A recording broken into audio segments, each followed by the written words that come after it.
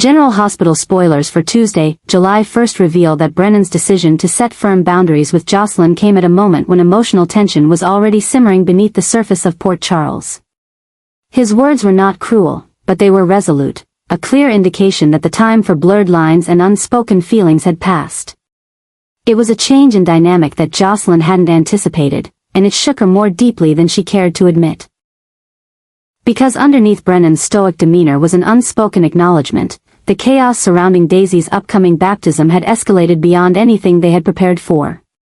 And in that chaos, Jocelyn had become increasingly erratic, consumed by fear that someone, possibly Sidwell, possibly worse, was plotting to destroy the ceremony, and perhaps much more. This new boundary Brennan placed between them wasn't born from a lack of care. If anything, it was driven by a need to protect her. From her own spiraling anxiety, from the threats closing in, and from the dangerous compulsion she had developed to take matters into her own hands. But Jocelyn didn't see it that way. To her, it felt like abandonment, just as her worst fears were materializing. She had warned everyone that something was wrong, that strange glances in the church, hushed phone calls, and erratic power flickers weren't coincidences. And now, just when she needed someone to listen, Brennan was stepping back. It felt like a betrayal, and it ignited a storm of anger and vulnerability inside her. This shift between them symbolized more than a personal divide. It reflected the broader, darker undercurrent threatening the lives of everyone connected to Daisy. The baptism, once intended to be a sacred moment of peace and hope, had now become the focal point of unseen tension. As security was tightened and plans were altered, whispers about a possible infiltration began spreading through the halls of the Quartermain estate. Jocelyn's obsession with preventing a catastrophe was no longer seen as paranoia, but as a painful symptom of a deeper truth: something, or someone, was out to harm them. Brennan, in turn, found himself caught between duty and emotion. He cared for Jocelyn deeply, but his instincts told him that her heightened emotional state made her a liability in the days leading to the event. The very intensity of her warnings, her refusal to sleep, and her obsession with hidden cameras and coded messages, all of it had begun to erode the confidence others had in her judgment. But Brennan knew better.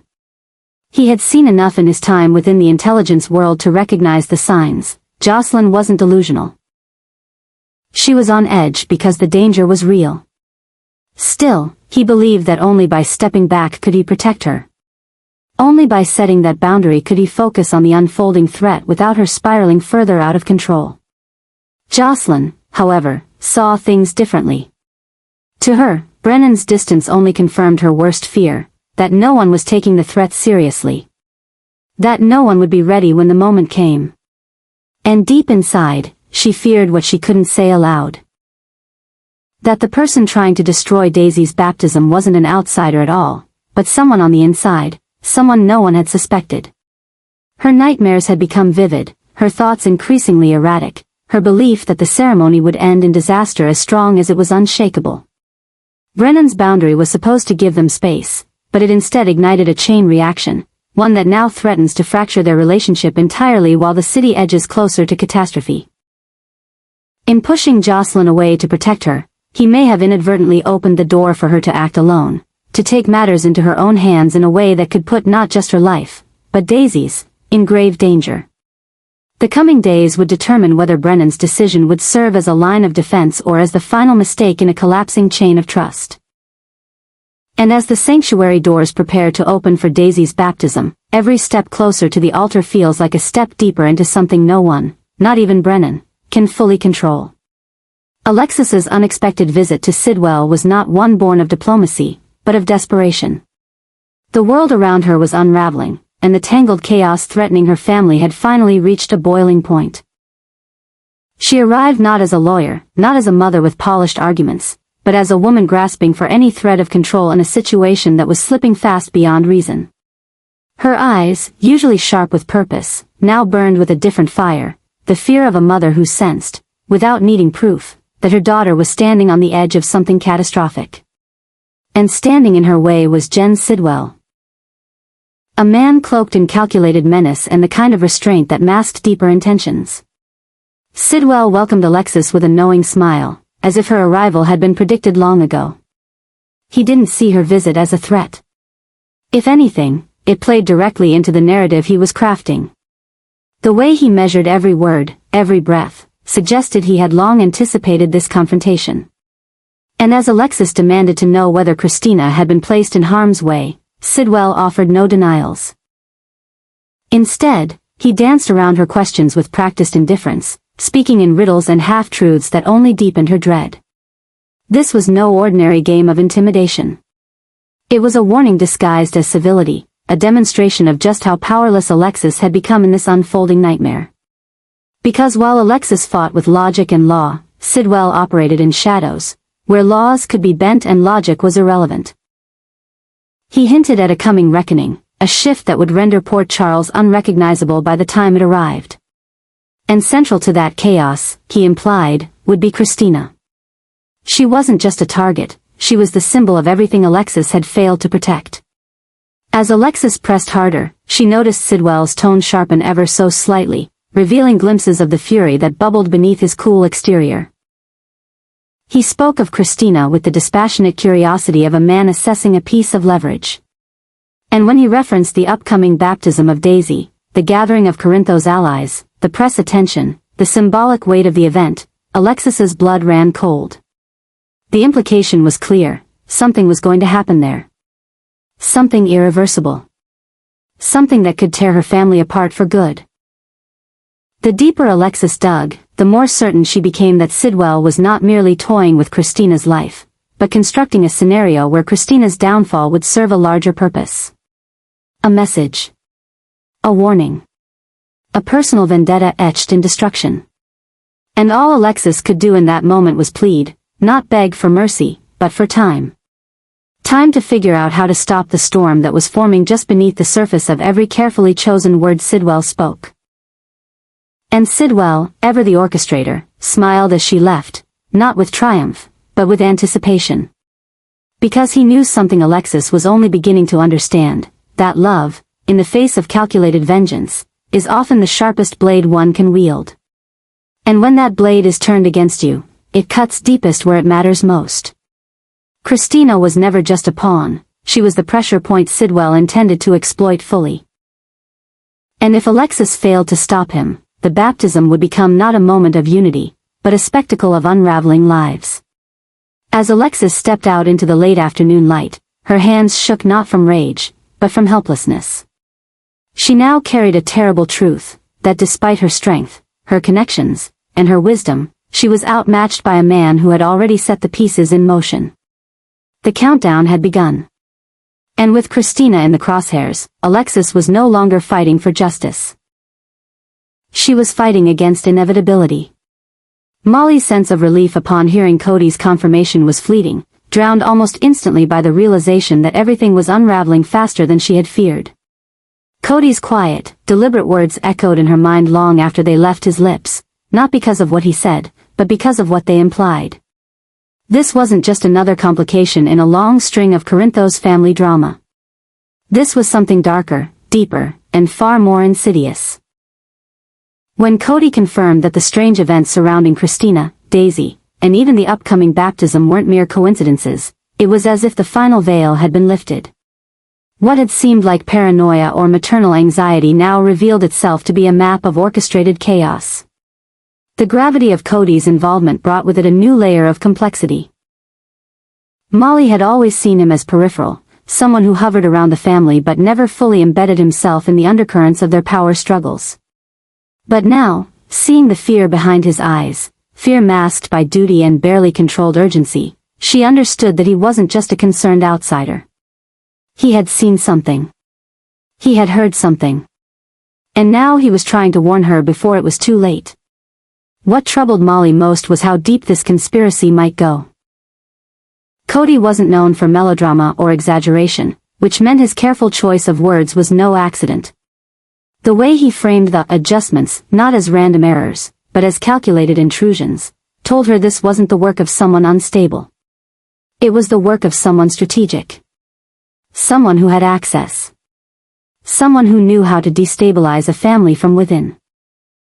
And that sent a chill down Molly's spine, because the more she thought about it, the more she realized how many pieces of the puzzle had been scattered across the last few weeks without anyone connecting them. The milk carton in the wrong place. Daisy's clothes mysteriously changed. The crib being disturbed at night. Sasha's increasing anxiety. Christina's sudden change in temperament. And now, Cody, a man who had never willingly involved himself in the core of Corinthos' power. Standing before her, confirming that none of this was imagined. It wasn't just about Daisy anymore. It was about everyone. Someone was testing the limits of their security, probing for weak spots, planting doubt where there had once been trust. And still, Molly couldn't shake the feeling that they were already too late. The baptism, once meant to be a celebration, had become a magnet for dread. Every guest list change, every unexplained delay, every interaction felt loaded with tension. And while Michael was doing everything in his power to protect Daisy, Sasha's unraveling mental state made it difficult for anyone to feel safe. Molly knew what it looked like when someone was being gaslight, and Sasha was living proof of it. But if Sasha was the target, then what about Christina? And if Christina was the target, then was this an attack against the entire Davis-Corinthos line? Cody's warning wasn't just a whisper in the dark, it was a siren. And yet, even as the urgency of the situation built, Molly couldn't ignore the deeper emotional cost. The people she loved, Alexis, Christina, Sasha, even Michael, were all spiraling in different directions, pulled apart by mistrust, grief, and fear. And now, Molly had to decide whether to come clean about Cody's warning or try to contain the fallout herself. Cody, for his part, wasn't backing down. He knew what this meant. Once he had shared the truth, he was no longer a bystander. He had drawn a line in the sand. And whether or not the rest of Port Charles realized it, war was already brewing beneath the surface. Sidwell wasn't just watching anymore. He was moving. Positioning. And Cody had just exposed himself by speaking out. Molly knew what that meant, too. They were in the crosshairs now. As she left their meeting and made her way toward the Quartermain estate, Molly's thoughts swirled with dark anticipation. She imagined the cameras Cody had installed, the footage he hoped would capture the truth. But what if it was already too late? What if Sidwell, or whoever was pulling the strings, had already anticipated this move? The thought that their enemy could be 5 steps ahead, that they could be watching Molly as she pieced everything together, made her chest tighten. But she couldn't let fear paralyze her. Not now. She had responsibilities, not just to Christina, or to Daisy, or even to Sasha, but to the entire legacy of the people depending on her to hold the line. The baptism was looming.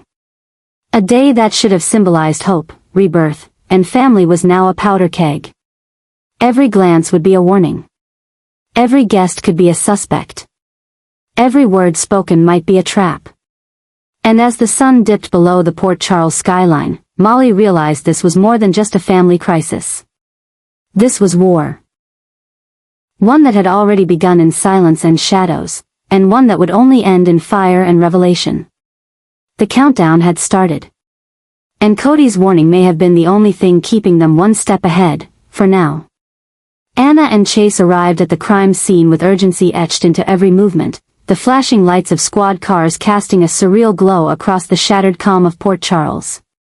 This wasn't just another case. This was something seismic, something that had already begun to fracture the city's foundation from within. As they stepped past the yellow police tape and into the chaos, the air itself felt charged with panic, disbelief, and dread. Because what had just happened wasn't a minor infraction, a misunderstanding, or even one of Sonny Corinthos' usual skirmishes with the law. This was different. ADA Tuner had done the unthinkable. He had issued an arrest warrant and taken Sonny into custody. The moment Sonny was placed in handcuffs, the news tore through Port Charles like a shockwave. It wasn't just that a man of Sonny's stature had been arrested, it was the symbolism of it, the sheer audacity. It signaled that no one, not even the most powerful man in the city, was immune. And it raised urgent questions. Who gave ADA Tuner the authority to move so boldly? What evidence had surfaced that made this arrest possible? And, perhaps most chillingly, who had betrayed Sonny from the inside. As Anna studied the scene, a luxury SUV abandoned near a blood-stained sidewalk, a shell casing recovered near the rear tire, and the trail of destruction leading into the alley, she knew this wasn't just about the crime itself. This was a message. A calculated strike designed to not only implicate Sonny but to tear apart the fragile alliances that held the city's underworld and law enforcement in a delicate balance. The chaos wasn't just legal, it was psychological. It was meant to shake the people closest to Sonny, to destabilize everything he'd built. Chase, stoic and focused but visibly disturbed, pulled Anna aside. He had just reviewed the initial findings. Ballistics matched a weapon found in one of Sonny's properties. Witness testimony, already suspicious in its too perfect timing, placed Sonny near the scene minutes before the gunfire erupted. But both detectives could feel it, something was off. The evidence felt curated, almost too neat, like someone had engineered this entire ordeal to ensure Sonny fell. The arrest wasn't the endgame, it was just the opening move. Back at the PCPD, ADA Tuner stood like a sentinel of justice, reading out the charges with mechanical precision, ignoring the tension burning through every officer present. The way he orchestrated Sonny's detainment, with press leaks already flooding media outlets, wasn't about justice, it was about spectacle. It was about control. And in the shadows of his performance, Anna detected something far more menacing: obsession. This wasn't just a legal crusade. This was personal. As the city reeled, the ripple effects were immediate. Christina, blindsided, broke down in the chapel where Daisy's baptism was meant to be celebrated. Carly, furious and vowing revenge, stormed into the Quartermain estate demanding answers. Michael, already haunted by Sasha's disappearance and the war for custody of Daisy, now found himself caught between defending his father and protecting what little was left of their crumbling family. Jocelyn, still reeling from Brennan's rejection and terrified of an unknown saboteur targeting the baptism, began to connect the dots, and what she saw terrified her. Port Charles had seen many storms, but none like this. Because this wasn't just an attack on Sonny. It was a dismantling of the Corinthos legacy, brick by brick, trust by trust. ADA Tuner hadn't merely arrested a man, he had unleashed a war. And for Anna and Chase, the pressure had never been greater. Every misstep could mean lives lost. Every delay could push the city closer to the brink. The ADA's conviction wasn't the only thing that had everyone unnerved, it was how coordinated the chaos had become.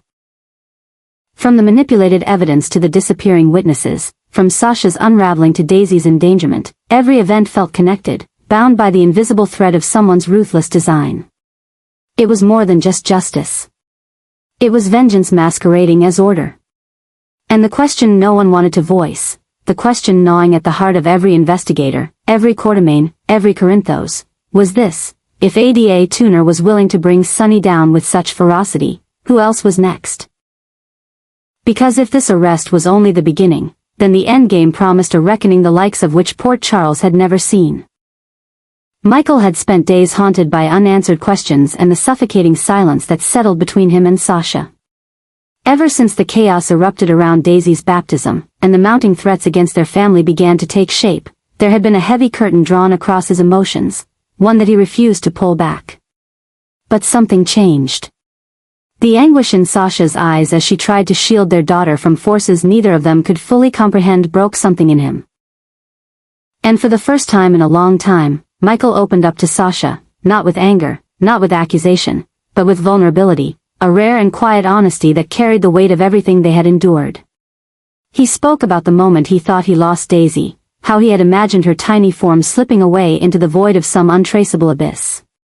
He admitted that the idea of Sasha being taken again, of her vanishing like she had before, had haunted his dreams more than he dared to confess. He shared how helpless he felt watching the woman he once loved spiral under the pressure of lies, sabotage, and manipulation, all while he stood frozen, afraid that anything he did would only make it worse. In that moment, he didn't speak like a man trying to win a custody battle.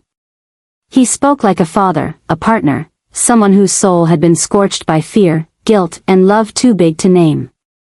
Sasha listened, tears forming as the image of Michael that she had clung to. The guarded, calculating protector, melted into someone she hadn't seen in a long time. Someone broken, but still standing. Someone who, despite all his flaws, would go to the ends of the earth to keep Daisy safe. Her heart ached from the echoes of her own mistakes, from the voices that had told her she was unfit, unstable, unworthy of motherhood. But Michael didn't see her that way. Not in that moment. He saw the woman who had fought through darkness to give their daughter light, and though the road ahead was still treacherous, for a fleeting second, Sasha felt like she wasn't alone. But even in that fragile reconciliation, a deeper shock hung in the air. Because what brought them together wasn't peace, it was terror. It was the truth that they were being hunted. That someone had entered Daisy's nursery. That someone had twisted the quiet sanctity of their child's life into a battleground. And worse, that person might be someone close. It was that dread, that realization of betrayal possibly festering within their own circle, that forged the bond between Sasha and Michael anew. Not as lovers. Not as husband and wife. But as survivors of something darker than either of them had anticipated. And beneath Michael's gentle words, Sasha could feel the obsessive edge returning, not toward her, but toward justice. Toward retribution. Toward ensuring that whoever did this would pay, no matter the cost. Because while Michael opened his heart to Sasha in that moment, he also made an unspoken vow. That no one, not Jen Sidwell, not Gladys, not even Jason if it came to it, would be spared if they were found complicit in what was done to Daisy. This wasn't about power anymore.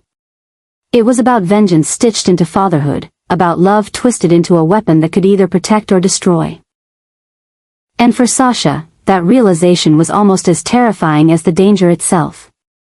Because while she was beginning to recover from the traumas that had nearly broken her, Michael was descending into something else, something colder, something that looked a lot like the same obsession that had destroyed the Corinthos men before him.